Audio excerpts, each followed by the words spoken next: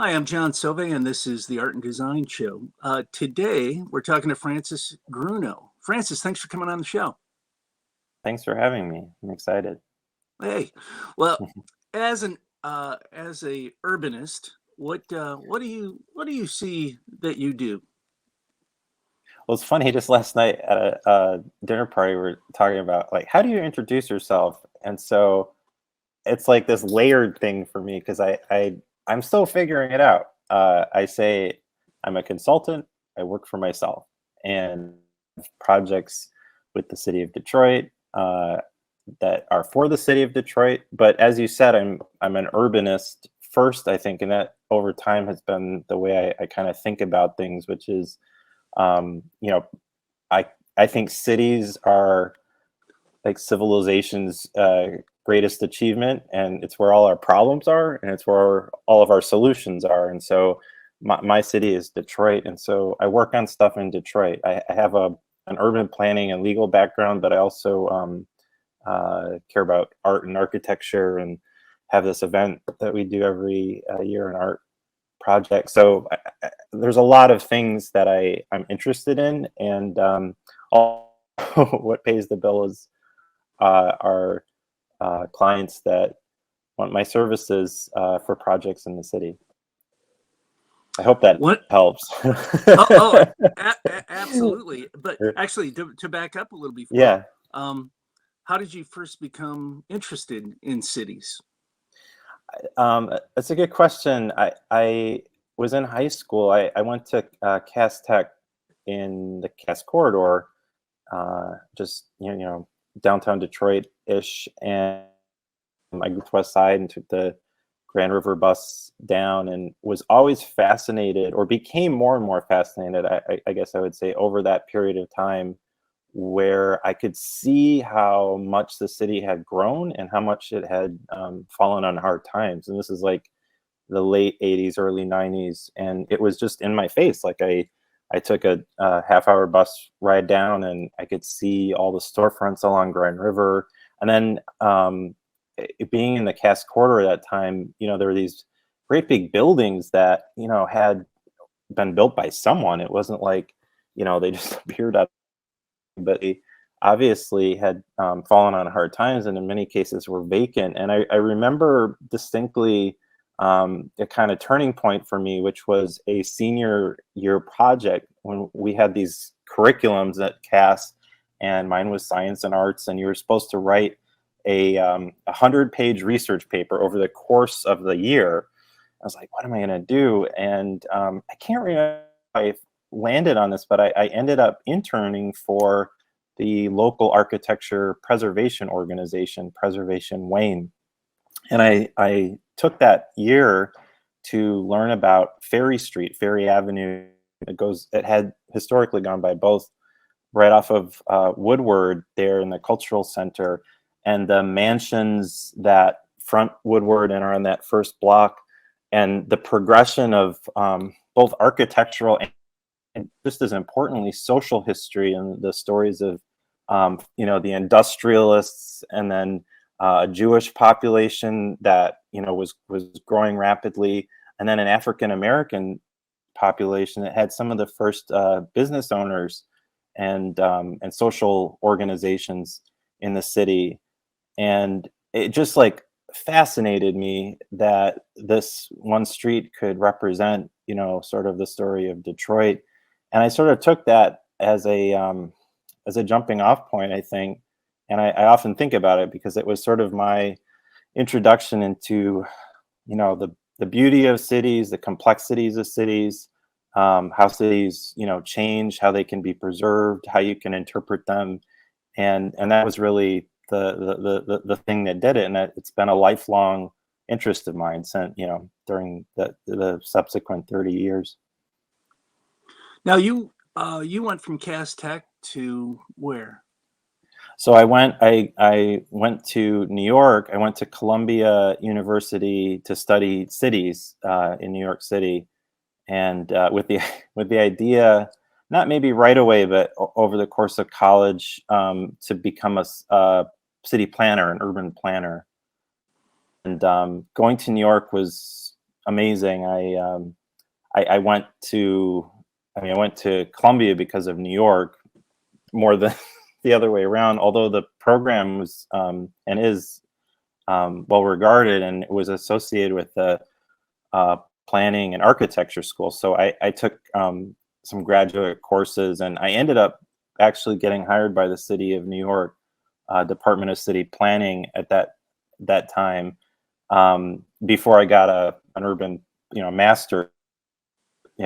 Get that, but in doing so, I learned about sort of bureaucracy and how the government, the local government there, did planning, and it was very interesting. It was an eye-opening experience. But through that, next 4 or 5 years, I decided I didn't want to pursue that as my career per se. I think planners and planning, planning maybe, and planners, urban planners, are some of the more interesting people to connect to, because they're full of built environment. And I think that is, I think in a lot of ways, what it sort of boils down to. It's just sort of like the quality of the experience we all have when we are in cities is made by these rules often.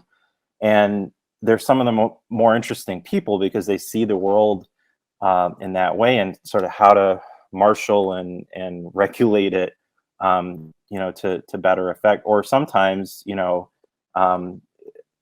there are things about it that run up against economics or person or whatever the case may be, so that it's not necessarily what we might want to see individually. And at any rate, I decided to not pursue a master's, or even continue as a player, but instead came back to Detroit after seeing a few like documentary films, and just deciding that a place like Detroit, it's not for lack of good planners or interested planners. It was really about narrative and changing hearts and minds, in terms of thinking about the future of the city, and how people might want to might need to believe in a city as much as it needs to be planned in a certain way, if that makes sense. So what year did you come back to Detroit? I came back at a strange time. It was October of 2001. So of course I was planning to come. I wasn't planning for 9/11. So it was just a very strange, kind of bittersweet moment where I left New York City, the place that I had sort of, I'd fallen in love with, and had been inspired by, but ultimately convinced myself, like, it doesn't need me as much as a place like Detroit does, my hometown. And I met great people. I had, I had fallen in love with people there, and I was leaving it. And so it was something that I had to sort of reckon with. And I came to Detroit in the fall of 2001, in a city that had historically been struggling, and was still that way, but also in a country that was changing. And so over the last now more than 20 years, have been trying to figure things out since then, and have seen this city change quite a bit. But you spent most of the 90s in New York then? Yeah, I in New York City, and I think the last year of the Dinkins administration, um, and then most of the Giuliani administration. So New York had kind of the vestiges of, I don't know. I mean, I didn't see New York City in the 1970s, but that was sort of like, in the minds of sort of many people, I think, kind of like the taxi driver era, or, Ford um, Apache. Yeah. yeah, like, Ford to City, drop dead kind of, I mean, it was interesting. New York was on the verge of bankruptcy, and had a financial management sort of period. And what I saw in New York was, yeah, I think, as I said, the last vestiges of maybe an earlier era, and definitely like, you know, places then compared to now have gone through tremendous amount of change. And at the city, when I was working there, you know, I was watching some of the behind the scenes of that, where, for example, like I worked in Queens for some time. That was my primary borough there, and there was a big planning effort around Long Island City, which was, you know, an industrial waterfront that didn't have a whole lot going on, and it was, or that, you know, that butted up against the river, and it was in the early days of how the city was sort of rethinking how it would do waterfront zoning, which had been largely industrial manufacturing. And now, if you go to some of these places along the Brooklyn and Queens waterfront, they're like totally unrecognizable. They're full of high-rise towers and, you know, construction that's happened in the last 20 years. And they were just starting those that process of thinking through how to reframe parts of New York City. Places like, you know, Alphabet City on the east side of Manhattan were, you know, still felt dangerous, and there were, you know, institutional, like, and restaurants that, you know, from an earlier era were still alive and kicking. Like, I remember going to CBGB to see shows, and you know, just like there were definitely strains of earlier New York that I really appreciated seeing while they were there, and at the same time, I could see how people were becoming interested again in New York in a way, and investing again in New York in a way that maybe they hadn't so much earlier. You know, like Times Square went through a radical transformation. So I'm grateful that I saw sort of a shift in New York City, for better and worse. I mean, I think you could make critiques about it as well, but I've been going back. My sister now lives there. She came out as an intern, did an internship, and then ended up coming back to stay, and now lives there with her family. So I try to make it out to see and see some of the friends that I made. But it was an interesting time and place, and I really appreciate becoming a little bit of a New Yorker during that time. I miss it a lot. Mhm. Great prep for what was to come in Detroit, though, with Yeah, its I mean, transformation. yes, I've seen a whole change here too. Yes, um, coming back to Detroit. I mean, as I mentioned earlier, uh, being in high school downtown in the '90s, you know, like there were things that we did and places that we could go, like Trapper's Alley, for example, you know, in Greektown. I don't know if you remember going into Trapper's Alley, and, you know, it being kind of like this uh, wonderful, crazy mix of old and new. And at that time, at least, it was one of the few places, you know, and I don't even know how many of our parents necessarily knew that we were going to Trapper's Alley, you know, lunch or after school, but we did, and not, you know, that often, but we did do it. And, you know, there was a sense that it was the downtown, at least, had kind of shrunk to these kind of core components of, and was maybe still shrinking in terms of activity. If you walked along down Woodward, the lower portion of Woodward at that time, you know, there were just vacant storefronts. And I think while I was a few years later, while I was in New York, and I would hear stories about people, you know, living downtown and living in some of these loft spaces. It was, you know, they would say at certain times you could, you know, like the whole tumbleweed down Woodward thing was mentioned more than not, you know, a few times. So the city had kind of gone to this low ebb. When I was living in Brooklyn, after college, and they were talking about demolishing, the Hudson's department store. I was actually making T-shirts with my friend in an apartment there to try to save it. I mean, there were efforts to try to prevent the demolition. So we did this screen printing, like all post-college kids do, make political T-shirts. I mean, I don't know if that's true, but at least I did that in our bathroom. We did shone the light on the and made the image. A building is a terrible thing to waste, and sent them to Detroit, and they were passed out through friends that were working to save it.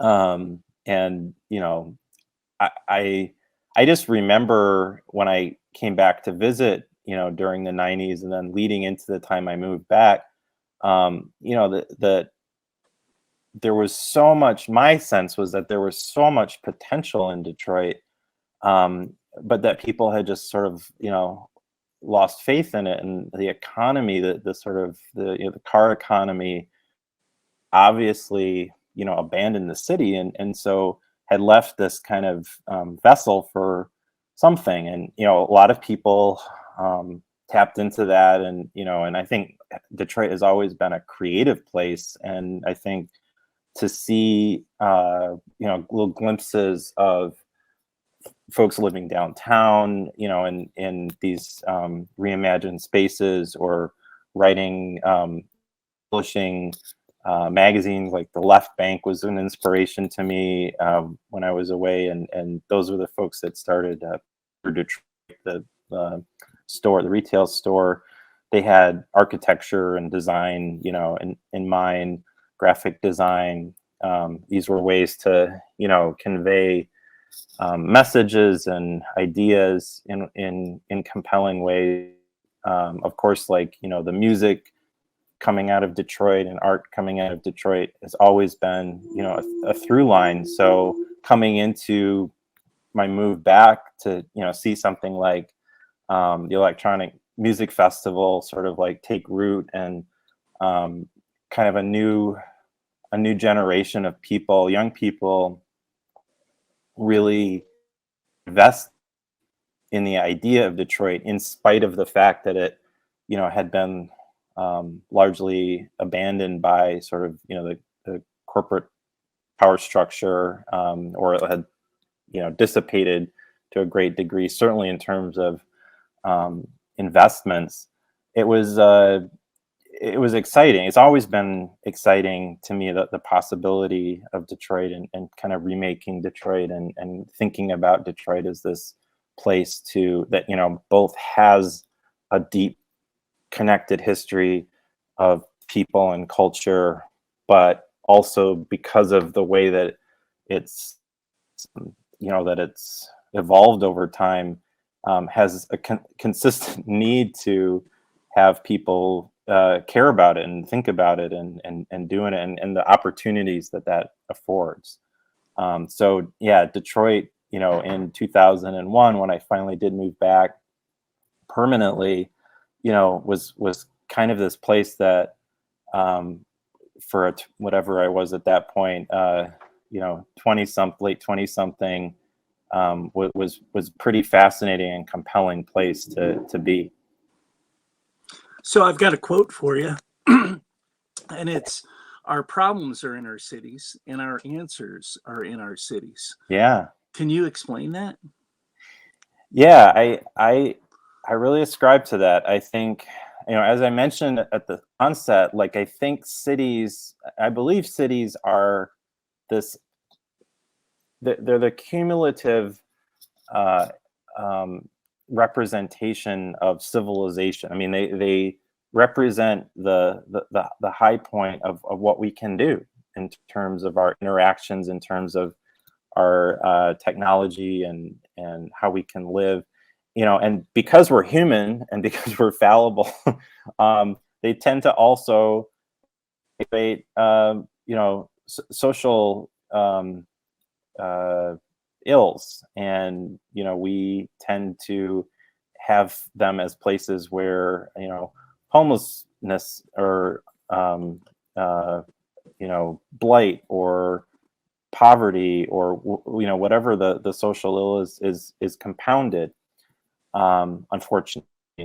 And they're also, because of that, the place where we can address it and where we can think about new ways that we can be more humane to one another, inspire each other, think about ways to use creative solutions to help each other out. So to me, that's the sort of the yin and the yang. And obviously, having the problems of any city, are going to be omnipresent, even if it's a city that's fairly highly functioning. We're always, again, because we're human, I think we're always going to find things to improve or find fault, and that's fine. The idea of a utopia, is this compelling idea that I think we all sort of fall into at one point or another. But I also realize that's completely impossible. So we're always going to have, I think, a tension, and to shy away from that or run away from that or believe that you can escape that, I think is also a problem. We're better when we sort of face ourselves and really think about how we can improve life for one another and make an interesting quality of life, interesting places that can inspire and provide real interest and life-giving force for people. So blah blah blah. That's kind of what I was riffing up there. Well, you actually live it. You live in the city, and Yeah. you also contribute heavily, not just to the urban planning side of things, but also the cultural side of stuff. I wanted to spend just a couple minutes, because I know we're getting to the end here, on one of your pet projects, the Nain Rouge. How did that come about? That was a project that emerged out of the fevered dreams of a couple of law students, myself included. We were, my friend Buell and I were talking about how a place like Detroit and New Orleans have all of this connectivity, founded by the French, contributors to art and culture and music, with all these different people that have come through and been a part of the story. And so, New Orleans has its Mardi Gras, and it's such a important cathartic time. And the sort of asked, or the basis for the March to Nain Rouge was, well, we don't have that, but what if we did? And what if we always did? And what would it look like? So that question kind of inspired this story and this event. The March to Nain Rouge, the March of the Red Dwarf, is the translation. And the Nain Rouge is Detroit's oldest legend, and it's based on the story of the founder of Detroit, Antoine de la Motte Cadillac, who was warned of this this creature, this spirit in Detroit, the Nain Rouge, and not to offend it. And of course, in all these great stories, that's what he does. He comes and offends the Nain Rouge, and then curses him and Detroit. And it's kind of this good versus evil, or damned if you do, damned if you don't kind of thing. If he hadn't done what he did, Detroit had been successful. It's impossible to know, but that's the kind of milieu that we play with the Nain Rouge. And it's been around since 2010, and it happens during the first Sunday in spring, the vernal equinox. It's kind of timed to Mardi Gras. It has kind of those same ideas, because you're supposed to dress up so that the Nain Rouge doesn't recognize you and curse you too. And people show up, and the Nain Rouge has sort of the latest plan for Detroit's demise, and people positivity, and the Nain Rouge may disappear again because he's just fed up with how positive Detroiters are about their city, the hope for the future, that kind of thing. So the story has this kind of circular reasoning, and we think it's fun, it's satire. We don't take a day to make fun of ourselves enough. We're very serious people often, I think, here, and it's an opportunity to be lighthearted, and it's a great day that I look forward to now. And going, it started in 2010, so it's well into its second decade now. Well, and participation is amazing. Yeah. To launch it from zero to what it's become is an incredible feat. Yeah, we had no idea it was going to even draw 50 people, and the first year was like a couple hundred, and it's well into the thousands. It's somewhere between 5,000 and 10,000 people come every year. We'd like to grow it. I mean, it's sort of this, it has a good sort of cadence of activity, and people come out and they bring their families, their kids, their dogs, and sometimes other farm animals. This year there was a cow that showed up dressed up, and so I would love it to be this kind of we do the St. Patrick's Day parade. We do the Marche de Nain Rouge. I would just love for it to be a touch point in Detroit's sort of cultural calendar, and have people feel like they can be creative one day, and have some creative self-expression, and come out as your alter ego, or the person or thing that you have been dreaming about that whole year, or just the night before, and you're that for a day. It's a fun time to sort of forget, and to be to be something else, and we need more of that. Well, again, I know what it takes to put on any event, let alone an event like that that's surviving into its second decade, and it's incredible. The turnout and the buy-in from the locals, it's a great thing. The other thing I want to highlight is whenever the city of Detroit's mentioned in the newspaper, you seem to be quoted, and I want to make sure people keep an eye out for you, because Francis, yes, you are a local expert when it comes to the city. And when I say the city, I mean everything: politics, religion, architecture, art. Your name keeps coming up everywhere. So I really appreciate having you on the show. Thanks for coming out, Francis. Thank you so much. This was I just looked at the time. I just went by so fast. Oh, we'd have to do a mini series. It's too hard to encapsulate it in half an hour, sweet. But I'm glad we have you here, and you can't get rid of me, by the way, either. So. Oh no. I'm so glad I finally met you recently, and I'm a big fan. So thank you for this opportunity. I appreciate it. We're gonna catch up soon. I got some ideas for you. All right, sounds good. Cool. Thanks, Francis. Thank you. Take care.